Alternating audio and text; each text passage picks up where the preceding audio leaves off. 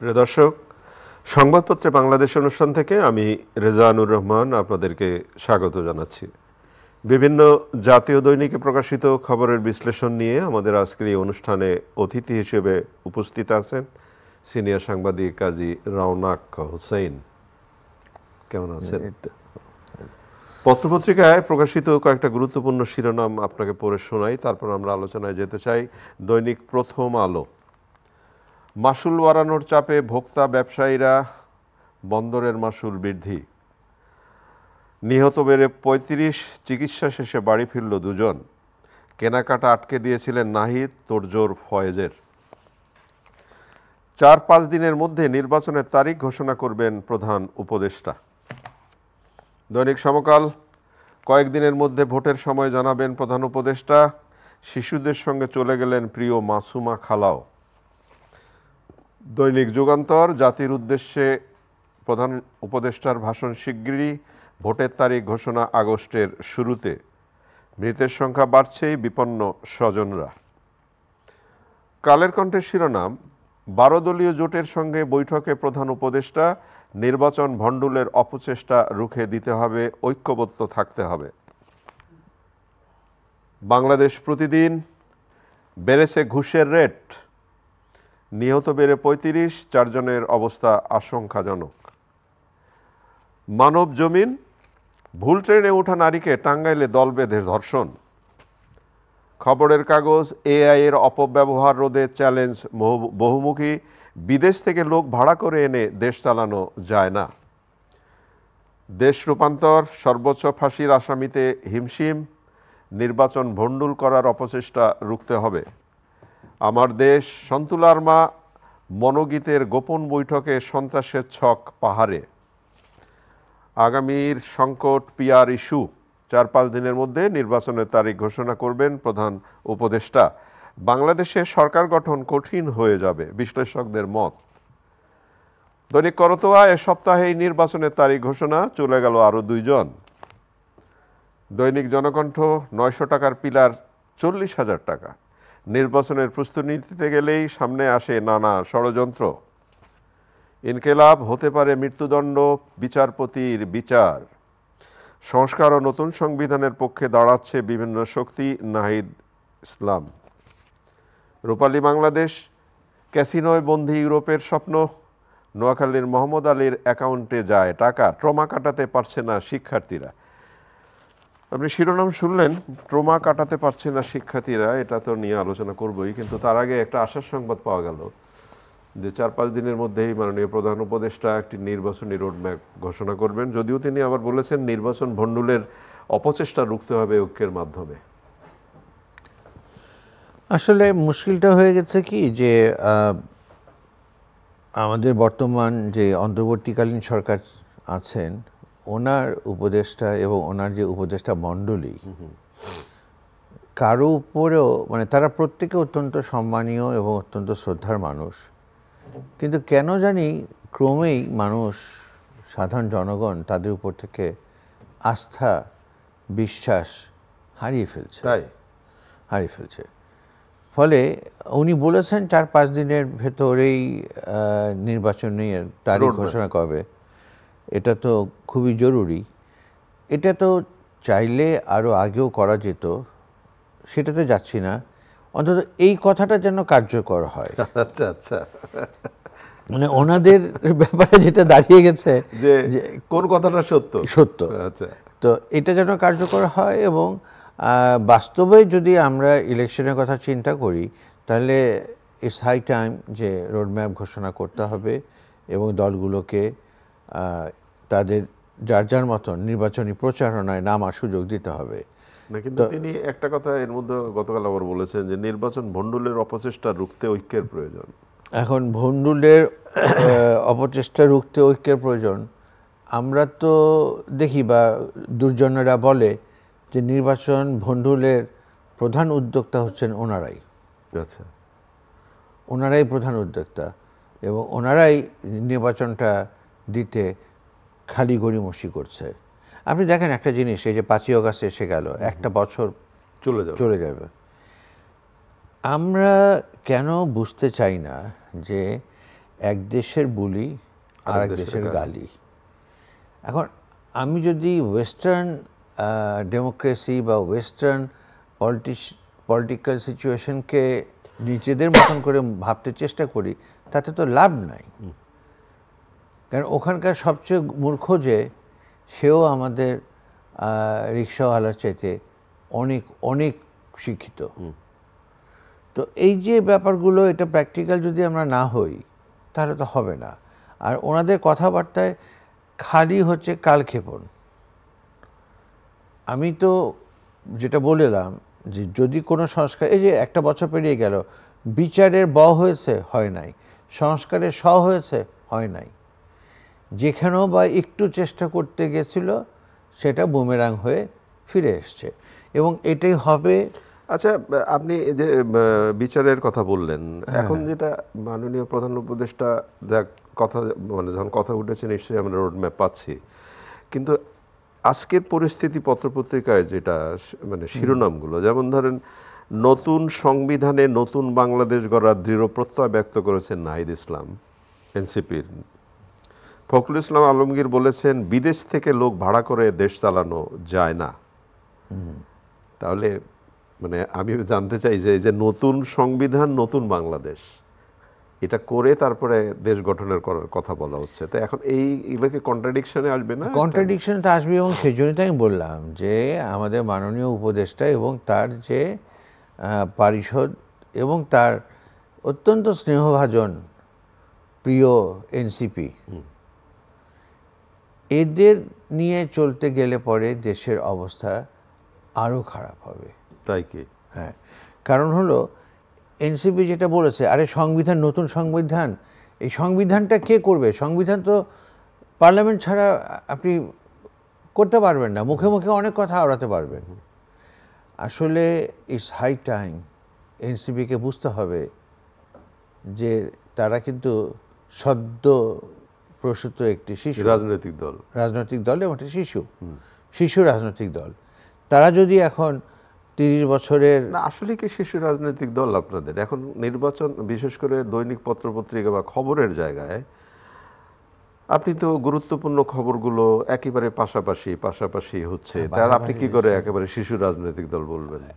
এটা আমাদের সাংবাদিকতার একটা চরম দুর্গতি বলবো আমি, দুর্নীতিও বলতে পারি। আচ্ছা, দুর্নীতিও বলতে পারি। কারণ হলো আপনাকে প্রায়োরিটি দেখতে হবে সংবাদ সংগ্রহের ক্ষেত্রে, কোনটা আগে আসবে, কোনটা পরে আসবে, কোনটার গুরুত্ব কত। আপনি এখন অহেতুক একজনকে মানে বানিয়ে দিতে চাচ্ছেন, মানে বিশাল একটা ব্যক্তিত্ব, একটা ফিগার বানিয়ে দিতে চাচ্ছেন, এটা তো হবে না। আপনি চেষ্টা করতে পারেন। এই যে মির্জা ফখরুল ইসলাম আলমগীর বললেন যে বিদেশ থেকে লোক ভাড়া করে এনে দেশ চালানো যায় না, তো সরকারকে উদ্দেশ্য করে বললেন নাকি? ডেফিনেটলি। কারণ হলো যে এই সরকারের প্রথমে বোঝা উচিত ছিল যে তারা অন্তর্বর্তীকালীন সরকার, যেটাকে আপনি যেভাবেই বলেন না কেন, এটা sort of caretaker government, sort of. তো তাদের মূল দায়িত্ব ছিল একটাই, যে দেশের পরিস্থিতিটাকে উন্নত করে এখানে ইলেকশন দিয়ে চলে যাওয়া। এখন দুটো জিনিস হয়েছে, তারা একটা হলো যে এই যে আরাম আয়েশের মজা পেয়েছেন, তাদের মনে মনে মানে ভালোবাসা প্রীতি আছে দুটো দলের প্রতি, সেই দুটো দলকে তারা চাচ্ছেন নিয়ে আসতে, কিন্তু জোর করে তো আনতে পারবে না। এখানে তাদের উচিত ছিল যে ইলেকশন দাও, যে জিতবে, রামশ্যাম যদু মধু, যে তার জিতুক, যাকে জনগণ ভোট দিবে তারা জিতবে। যদি একটা সুন্দর ভোট হয় সেখানে তো আর রামশ্যাম যদু মধু জেতার সম্ভাবনা নেই, কিন্তু জনগণ যাকে চায়। আমি সে কথাটাই বললাম যে এখানে কে জিতবে, কিন্তু এরা আগেই ধরে রেখেছে যে এখন ইলেকশন দিলে না, এখন ইলেকশন দিলে ও জিতবে। আচ্ছা, ভয়। আচ্ছা, তো সুতরাং ওকে ঠেকাও, আমার চালাচামুন্ড, আমার যারা, তাদেরকে বুস্ট আপ করো। আলোচনা হবে, এই বিষয়ে আলোচনা হতেই থাকবে কয়েকদিন, আগামী কয়েকদিন।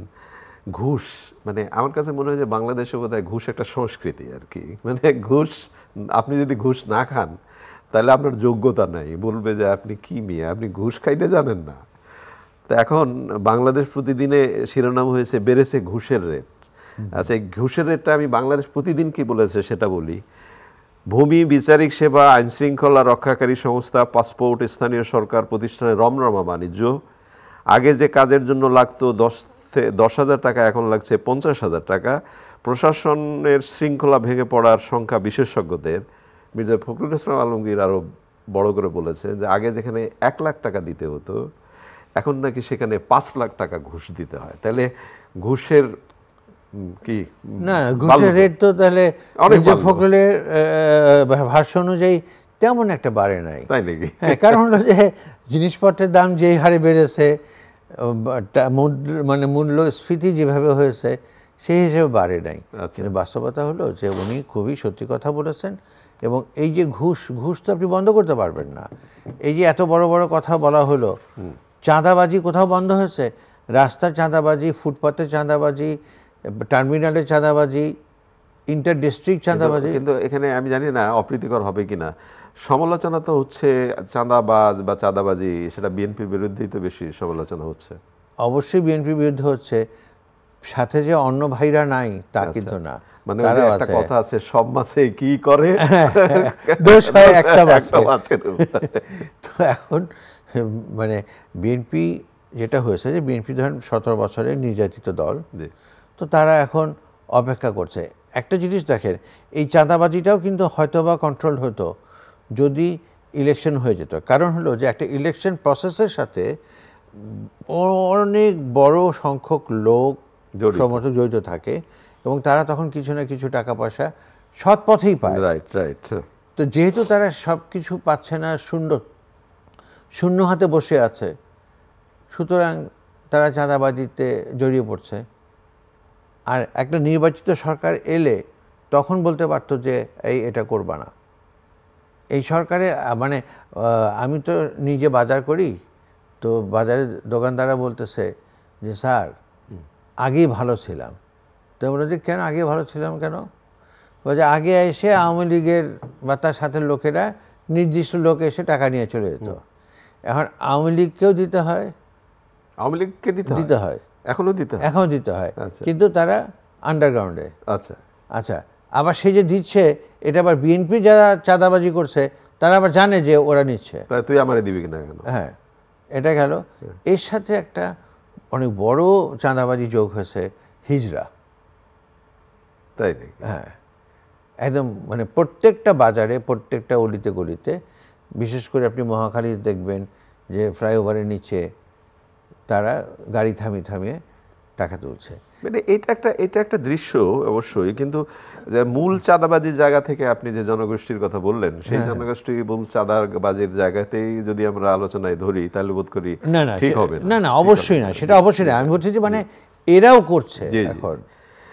অনেক ধন্যবাদ। আমরা একটু মাইলস্টোন ট্র্যাজেডির জায়গায় যেতে চাই। 35 বাল্য, বাড়ি ফিরেছে দুজন, একটা আশার সংবাদ। একজন আয়া জীবন দিলেন।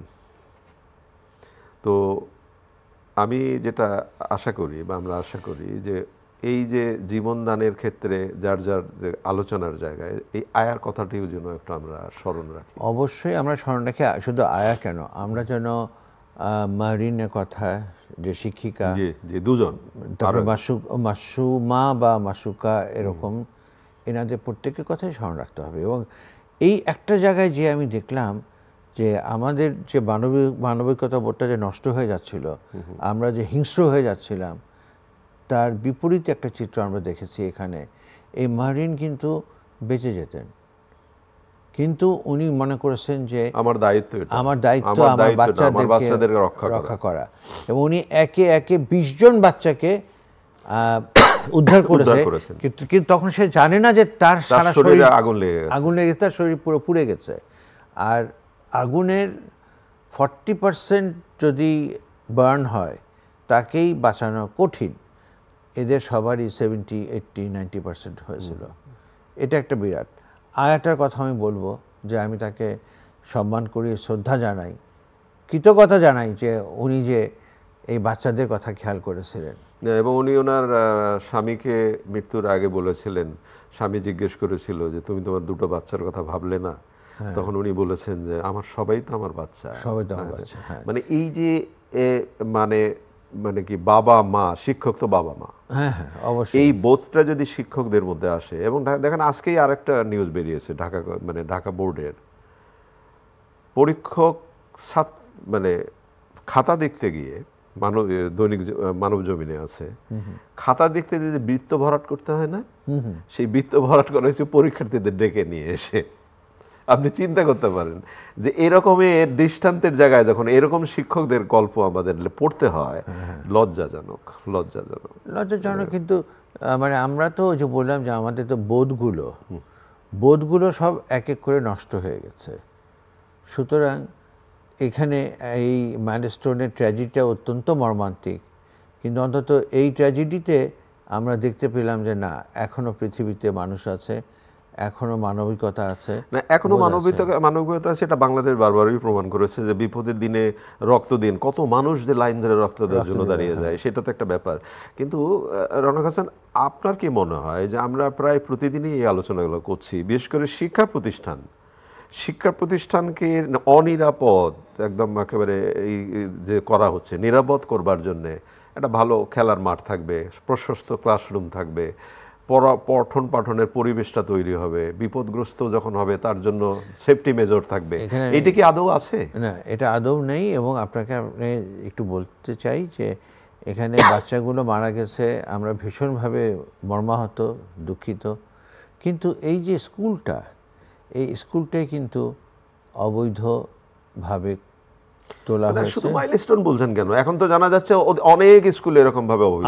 না, ওটা বলছি যে এই যে ফ্লাইং জোনের ভিতরে এত উঁচু হয় না, এটা কিন্তু তারা রাজুককে, মানে মাইলস্টোন কর্তৃপক্ষ, তারা রাজুককে ম্যানেজ করে, অন্যান্য জায়গা ম্যানেজ করে তারপরে তারা এটা করেছে। কিন্তু এইগুলো আমার মনে হয় খেয়াল করা উচিত, সংস্কৃতি। হ্যাঁ, যেমন আমি আপনাকে বলি যে সবচেয়ে বড় কথা হলো যে প্রশিক্ষণ বিমান বা প্রশিক্ষণ কখনোই এরকম সিটির উপরে হতে পারে না। এটা হচ্ছে প্রথম। এই আলোচনাগুলো অনেক হচ্ছে, দেখা যাক সামনের দিকে কি হয়। নির্বাচনের কথা উঠলো, মাননীয় প্রধান নির্বাচন কমিশনার বলেছেন যে আগামীতে নির্বাচনে অস্ত্রের চেয়েও এআই ভয়ঙ্কর হবে। ডিআই, তাহলে এআই যদি ভয়ঙ্কর হয়, যে এখন থেকে যে এই অ্যাওয়ারনেসটা তৈরি করা, সেটা কি ভাববেন আপনি? এটা তো আসলে আমি জানি না, কারণ আমাদের সেই ক্ষমতাও নাই, আমাদের সেই যোগ্যতাও নাই এআইকে প্রোটেক্ট করার। আর সত্যি সত্যি যে এখনই যেভাবে চারিদিকে এআই দিয়ে যা যা ছড়ানো হচ্ছে, কোনটা সত্য কোনটা মিথ্যা বোঝা কোনো উপায় নেই। অনেক ধন্যবাদ আপনাকে। প্রিয় দর্শক, আমরা শেষে যে আলোচনা করলাম, এআই ইন্টেলিজেন্স একেবারে আলাদাভাবে আমাদেরকে বিপদগ্রস্ত করে কিনা সেটা ভাববার বিষয়। কোনটা সত্য কোনটা মিথ্যা সেটা তো জাজ করা খুব মুশকিল হয়ে যাচ্ছে। অতএব এখন থেকে সতর্কতা মেনে চলা খুবই জরুরি। ভালো থাকবেন, আগামীকাল সেই সময় আবার কথা হবে। খোদা হাফেজ।